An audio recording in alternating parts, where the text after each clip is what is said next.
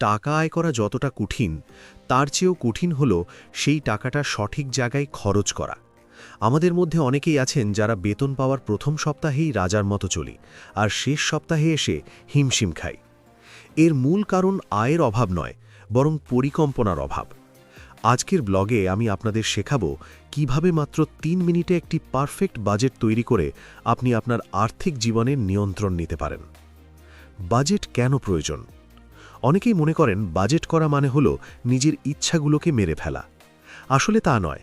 Budget হলো আপনার টাকাকে বলা যে সে কোথায় যাবে, মাসের শেষে এটা চিন্তা করার বদলে যে টাকাটা কোথায় গেল। একটি সঠিক বাজেট আপনার মানসিক চাপ কমায়, জরুরি তহবিলের ব্যবস্থা করে এবং আপনাকে ঋণের অভিশাপ থেকে দূরে রাখে। বাজেটের শ্রেষ্ঠ নিয়ম। বাজেট করার সবচেয়ে সহজ এবং কার্যকর উপায় হল 50-30-20 নিয়ম।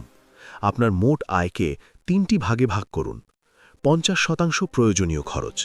আপনার আয়ের অর্ধেক টাকা যাবে আবশ্যিক খরচে, যেমন বাসা ভাড়া, বাজার খরচ, বিদ্যুৎ বিল এবং যাতায়াত। 30% শখ বা ইচ্ছা। এই অংশটি আপনার আনন্দের জন্য, বাইরে খাওয়া, সিনেমা দেখা বা নতুন জামা কাপড় কেনা। তবে মনে রাখবেন, এটি যেন 30%-এর বেশি না হয়। 20% সঞ্চয় ও ঋণ পরিশোধ। এটি আপনার বাজেটের সবচেয়ে গুরুত্বপূর্ণ অংশ। এই টাকা দিয়ে সঞ্চয় করুন, ইন্স্যুরেন্স প্রিমিয়াম দিন বা লোন পরিশোধ করুন। ট্র্যাকিং বা হিসাব রাখা।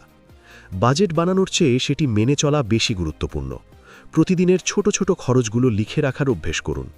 বর্তমানে অনেক ফ্রি মোবাইল অ্যাপ আছে, অথবা চাইলে একটি ছোট পকেট ডায়েরিও ব্যবহার করতে পারেন। মাস শেষে যখন আপনি দেখবেন যে চা বা স্ন্যাক্স বাবদ আপনি কতটা খরচ করছেন, তখন আপনি নিজেই বাজেট সংশোধন করতে পারবেন। বাজেটিংয়ের কিছু প্রো টিপস। আগে সঞ্চয়, পরে খরচ। বেতন পাওয়ার সাথে সাথে 20% আলাদা করে ফেলুন, বাকি টাকা দিয়ে খরচ সাজান। জরুরি তহবিল। বাজেটে একটি অংশ রাখুন যা কেবল বিপদের সময় ব্যবহার করবেন। বাস্তববাদী হন। এমন বাজেট করবেন না যা পালন করা আপনার জন্য অসম্ভব। ছোট ছোট পরিবর্তন দিয়ে শুরু করুন।